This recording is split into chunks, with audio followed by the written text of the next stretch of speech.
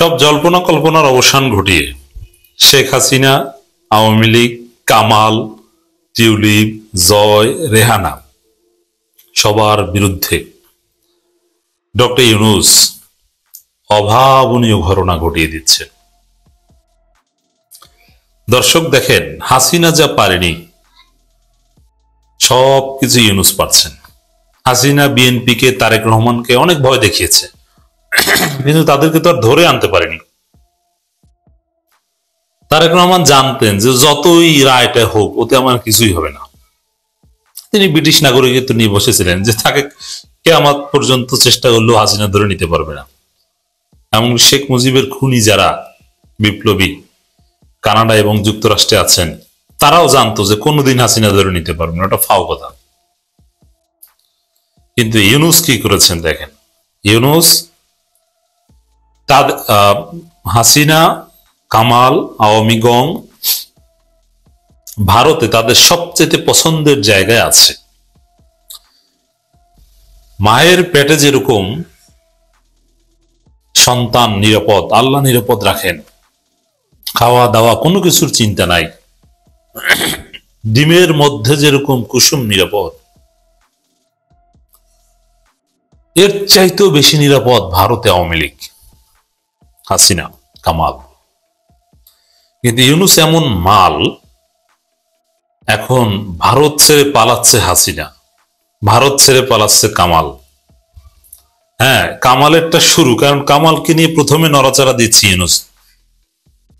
খবর, ভারত ছেড়ে এবার নিরাপদ আশ্রয়ের খোঁজে কামাল। কোনোদিন কেউ কল্পনা করেছেন যে ভারতে যাওয়ার পর যে ভারত হাসিনা আওয়ামী গংকে আশ্রয় দিয়েছে এবং বর্ডার খুলে দিয়েছে, নিয়ম অনুযায়ী যদি কেউ অবৈধভাবে অনুপ্রবেশ করে তাহলে তার জেল হবে, তার গ্রেপ্তার করবে। কিন্তু আওয়ামী লীগের সব নেতারা ইমিগ্রেশন ছাড়া বর্ডার ক্রস করে অবৈধভাবে অনুপ্রবেশ করেছে, আর ভারত তাদের নিজেদের ভিতরকার আইন লঙ্ঘন করে সবাইকে রাষ্ট্রীয় মর্যাদা দিয়েছে 1971 সালের মতো, যে কিসের বর্ডার খুলে দাও, সবাইকে অ্যাসাইলাম দিয়ে দিই, রিফিউজ স্ট্যাটাস দিয়ে দিই। সেরকম এত নিরাপদ আশ্রয় থেকেও ইউনূসের সাথে পারলেন না। এখন কামাল ভারত ছেড়ে কোথায় যাবেন এবং ভারতে কোন জায়গায় আছেন গা ঢাকা দিয়েছেন, বাসা এক জায়গা থেকে এক জায়গায় চেঞ্জ করেন। এর মানে ভারতে থেকেও শান্তি নেই। এটা কামালের ক্ষেত্রে শুরু, কিন্তু হাসিনার ক্ষেত্রে শুরু হয়ে যাবে। দেখবেন যে হাসিনা, আমি তো আগেও বলেছি যে হাসিনা এখন থার্ড কোনো কান্ট্রিতে যাওয়ার চেষ্টা করছে, যার সাথে বাংলাদেশের কোনো এক্সট্রাডিশন ট্রিটি নেই বা ফিরিয়ে আনা সম্ভব নয়। পূর্ব তিমুর, ইউরোপের দেশে আশ্রয় নেই। কামাল চাচ্ছে যে মৃত্যুদণ্ড নাই এমন কোনো দেশে যেতে, কিন্তু ওটা তো ইউরোপের দেশে, সেই সব দেশে তো আর তাকে যেতে দিবে না। ভারতে এখন পালাতক এক প্রকার। চিন্তা করছেন যে আওয়ামী লীগ নেতারা এখন ভারতে গা ঢাকা দিবে। তো দর্শক, আমার দেশের খবর, ভারত ছেড়ে এবার নিরাপদ আশ্রয়ের খোঁজে কামাল। এটা আমি মনে করি ইউনূসের নজিরবিহীন সফলতা, যে পালিয়েছে ভারতে, ওই মায়ের পেটের মধ্যে গিয়েছে, সেখান থেকেও এখন দৌড়ের উপর রেখেছে, এখন ওই জায়গা ছেড়ে নিরাপদ আশ্রয়ের খোঁজে কামাল। মজা না? খুবই মজা। প্রত্যর্পণ ঠেকাতে ঠিকানা পাল্টে গোপন আস্তানায়, এর মানে ভারতে এখন কামাল পালাতক। Very interesting. মৃত্যুদণ্ডের বিধান নেই এমন দেশে পাড়ি দিতে চান, কিন্তু এটা সম্ভব না, কারণ হাসিনাকে ইউরোপ জায়গা দেয় না। ইউরোপ ছাড়া তো সব জায়গায় মৃত্যুদণ্ড আছে। বরং চীন, ইরান, এইসব জায়গায় আরো বেশি মৃত্যুদণ্ড। এইসব জায়গায় যাবেন, তারা নিজেরাই কিনা মৃত্যুদণ্ড দিয়ে দেয় আপনাকে। গণহত্যা ও মানবতা বিরোধী অপরাধ ট্রাইব্যুনালে মৃত্যুদণ্ড। ঢাকার চিঠির পর বিচলিত হয়ে পড়েছেন। তো বিচলিত কি শুধু কামাল? এখানে রিপোর্টটা কামালকে নিয়ে, কিন্তু আরো বিচলিত হাসিনা। কারণ ইউনূস সরকার এভাবে এগোচ্ছে। ওই যে প্রেস সচিব বলেছে না যে কামালকে দিয়ে শুরু করে এরপরে ধরবে হাসিনাকে। ঢাকার কসাইকে ফেরাতে তৎপর সরকার, মানে ইউনূসের তৎপরতায় কামাল এখন পালাতক। গণহত্যা মানবতা বিরোধী অপরাধের দায়ে মৃত্যুদণ্ডপ্রাপ্ত সাবেক স্বরাষ্ট্রমন্ত্রী আসাদুজ্জামান খান কামাল ভারত ছাড়ছেন। ছাড়বেন, প্রস্তুতি চলছে। মৃত্যুদণ্ডের বিধান নেই এমন কোন দেশ গিয়ে আশ্রয় নেওয়ার চেষ্টা করছেন তিনি। পাশাপাশি বাংলাদেশের সঙ্গে বন্দি বিনিময় চুক্তি নিয়ে এমন দেশে যাওয়ার চেষ্টাও করছেন। পূর্ব তিমুর যান, ভালো হয়। পূর্ব তিমুরে অনেকেই যায়, এরকম আমি জানি। এই বিষয়ে আলোচনাও চলছে, তাও আমি জেনে বলছি, সোর্স থেকে বলছি। বিডিআর হত্যাকাণ্ডের বা ওই সেনা হত্যাকাণ্ডের পিলখানা ট্র্যাজেডির রিপোর্ট প্রকাশ, এতে ভারত ধরা খেয়েছে, ভারতের সম্পৃক্ততা। ওইটা নিয়ে এখন ইউনুস ট্রেড অফ করতে পারবে মোদির সাথে, যে ওইটা কি নাড়াচাড়া দিব, আরো আন্তর্জাতিক অঙ্গনে ফাঁস করে দিব যে তোমরা বাংলাদেশের সেনাবাহিনীকে হত্যা করেছো, তাহলে কেমন বেকায়দায় পড়বা। এবং বাংলাদেশের গুমের সাথে আন্তরাষ্ট্রীয় গুমে তোমরা জড়িত, সালাউদ্দিন গুম কেস, সুখরঞ্জন বালি গুম কেস, এই তিনটে ঘটনা, সুখরঞ্জন বালি, সালাউদ্দিন আর পিলখানা ট্র্যাজেডি, এই তিন ঘটনায় পুরো ভারতকে ইউনুস নাস্তানুবোধ করতে পারে এবং এই তিন ঘটনাকে পুঁজি করে হাসিনা কামালকে ফেরত আনতে পারে। মোদি বাধ্য হতে পারে বাঁচার জন্য, যে ঠিক আছে ওকে ফেরত দিয়ে দিলাম, কামালকে ফেরত দিয়ে দিতে পারে। এই ভয়ে কামাল এখন গা ঢাকা দিয়েছে।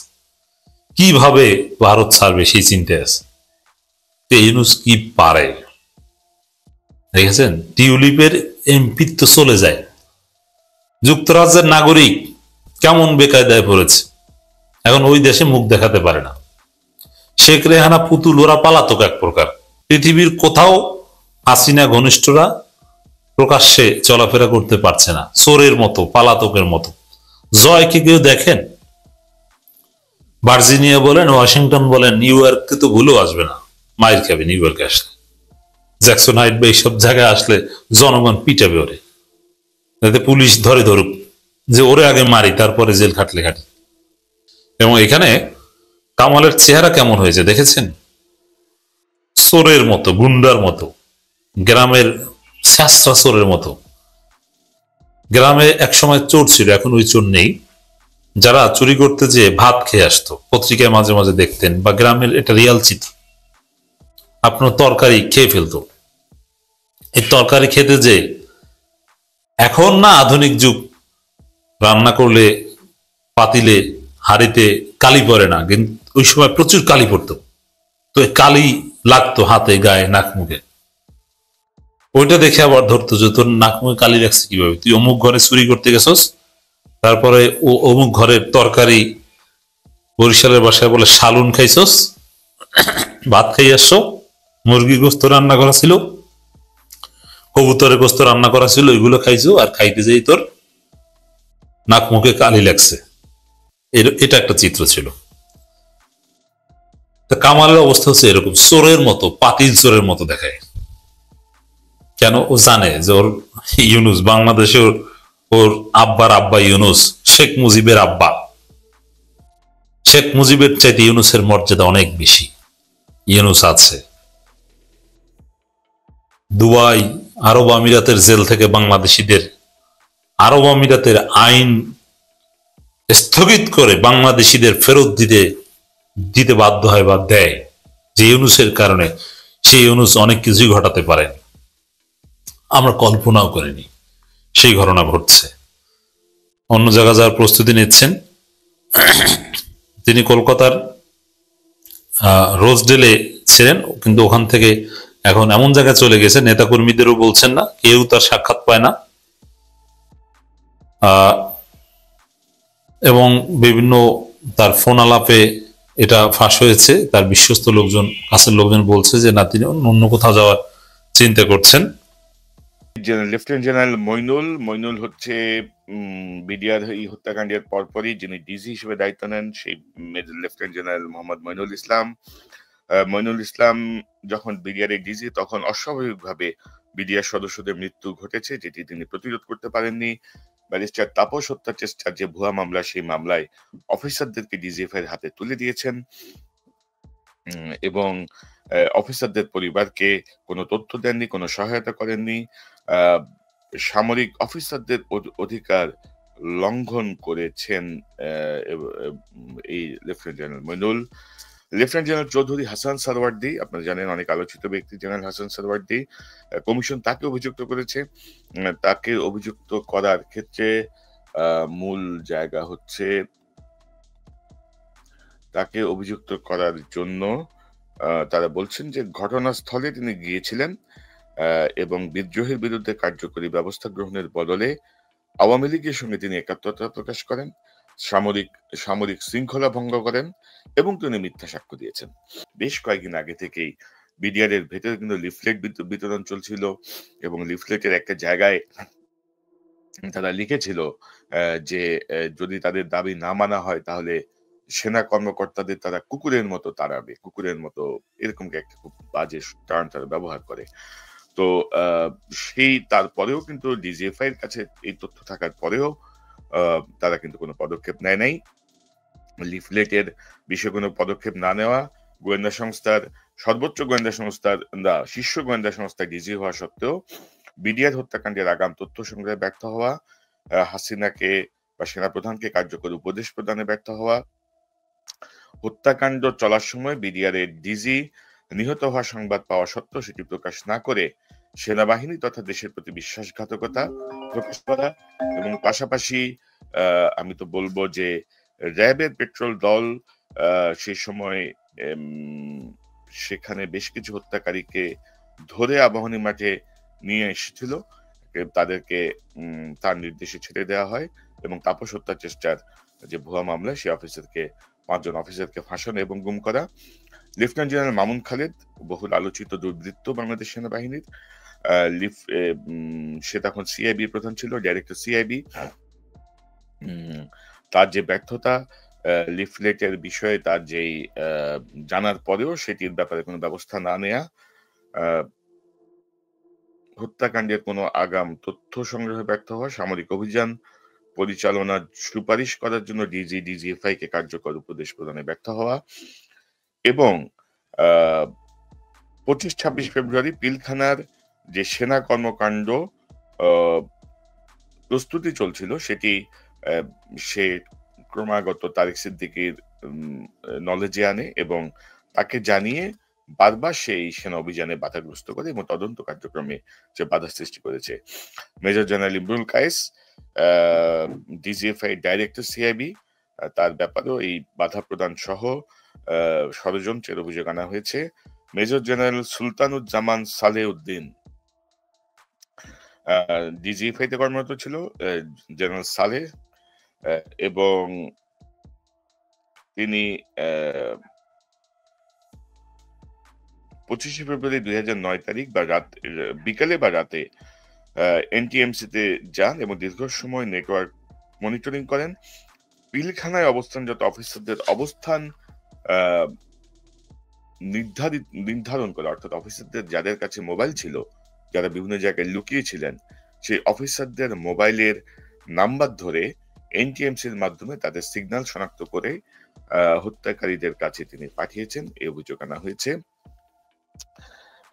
এবং অফিসারদেরকে এবং তাপস হত্যায় 5 জন নির্দোষ অফিসারকে, সার্ভিং অফিসারকে ফাঁসিয়ে দিতেও তিনি গুরুত্বপূর্ণ ভূমিকা রেখেছেন।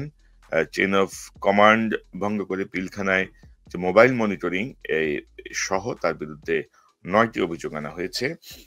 তারা নাই, তারা মারা গেছেন, তাদের স্ট্রোক হয়েছে, তারা এই হয়েছেন ওই হয়েছেন, এই করে সে প্রকৃত ঘটনা জানা সাক্ষীদেরকে সে গুম করেছে এবং হত্যা করেছে। ব্রিগেডিয়ার জেনারেল আজিম আহমেদ সে সময় র্যাবের ডিরেক্টর ইন্টেলিজেন্স, সেই ইন্টেলিজেন্সের ব্যাপারে অভিযোগ আনা হয়েছে। জেনারেল আজিম তদন্তকে ভিন্ন খাতে প্রবাহিত করার চেষ্টা করেছেন। তবে বিডিআর এর বেশ কয়েকজনকে তারা অভিযুক্ত করেছেন, বিশেষ করে যারা মারা গেছেন হত্যাকাণ্ডে মারা গেছেন জেনারেল শাকিল আহমেদ, কর্নেল মুজিব, এদের ব্যাপারেও তারা অভিযোগ এনেছেন যে তারা বলছেন যে অনিয়মকে তারা প্রশ্রয় দিয়েছেন, কমান্ডে শৈথিল্য তারা প্রদর্শন করেছেন এবং সরকারকে গোয়েন্দা তথ্য অবহিত করেনি এবং এর মধ্যে কেউ কেউ ক্ষমতার অপব্যবহার করেছেন। এই হচ্ছে গিয়ে বিডিআর এর ব্যাপারে। পাশাপাশি পুলিশের ব্যাপারে যে তথ্যগুলো এসেছে, পুলিশের আইজিপি নূর মোহাম্মদ, তৎকালীন আইজিপি, তাকে অস্ত্র সমর্পণ নাটকের ব্যাপারে অভিযুক্ত করা হয়েছে। পাশাপাশি সকল পরিবারকে উদ্ধার না করে শুধুমাত্র নিজের মেয়ে এবং কয়েকটি পরিবারকে পিলখানা থেকে উদ্ধার করে নিয়ে যাওয়ার মাধ্যমে দায়িত্ব জ্ঞানহীনতার পরিচয়ের অভিযোগে অভিযুক্ত করা হয়েছে, সত্য গোপন করা এবং সাধারণ ক্ষমার ক্ষেত্র তৈরিতে তাকে সহায়তা করা জন্য অভিযুক্ত করা হয়েছে। অপরাধীদের পালিয়ে যাওয়ার সময় গ্রেপ্তারের প্রয়োজনীয় পদক্ষেপ না জানার জন্য অভিযুক্ত করা হয়েছে। ডিএমপি কমিশনার নাঈম আহমেদ কে অভিযুক্ত করা হয়েছে ক্রাইম সিন কার্যকরভাবে নিয়ন্ত্রণ না করা এবং অপরাধীদের পালিয়ে যাওয়া প্রতিরোধ করতে না পারা। অতিরিক্ত inspector general SB Baharul Alam বর্তমান আইজিপি বাহারুল আলমকে অভিযুক্ত করা হয়েছে কমিশনের রিপোর্টে যে কমিশনের তদন্তে অনুমান ভিত্তিক তথ্য দিয়ে বিভ্রান্তি সৃষ্টি করা, রাজনৈতিক উদ্দেশ্যে ঘটনায় সরকার বিরোধীদের ফাঁসানো, মিছিলকারীদের শনাক্ত না করেই বিরোধী দলীয় কর্মীদের উপর দায় চাপানো, অর্থাৎ বিএনপি জামাতের উপর দায় চাপানো, মিছিলকারীদের শনাক্ত না করা, এসবি তৎকালীন মাঠ পর্যায়ের টিমের পরিচয় না জানিয়ে এবং উক্ত টিম কর্তৃক সংগৃহীত তথ্য প্রমাণাদি কমিশনের চাহিদা অনুযায়ী প্রদান না করে তিনি কমিশনকে অসহযোগিতা করেছেন বর্তমান আইজিপি বাহারুল আলম। অতিরিক্ত আইজিপি পলাতক মনিরুল ইসলাম সে মূলত তাপস হত্যাকাণ্ডের যে মামলা, সেই মামলাকে ম্যাচিউর করার জন্য সে ডিজিএফআই কে মিথ্যা তথ্য দিয়ে বিভ্রান্ত করে এবং বিডিআর এর তদন্ত ঘটনায় সে অসহযোগিতা করে। ডিআইজি আব্দুল কাহার আকন্দ এবং তার অধীনস্থ যে তদন্ত দল তাদেরকে দোষী সাব্যস্ত করা হয়েছে। সাক্ষীর পাওয়া গেলেও আওয়ামী লীগের ব্যক্তিবর্গের নাম অভিযোগপত্রে তারা নেননি। সাক্ষ্য পাওয়ার পরেও মোবাইল ফোন, সিডিআর সংগ্রহ করে প্রযুক্তিগত সাক্ষ্য প্রমাণ অভিযোগপত্রে উপস্থাপন করেননি, আলামত নষ্ট করেছেন,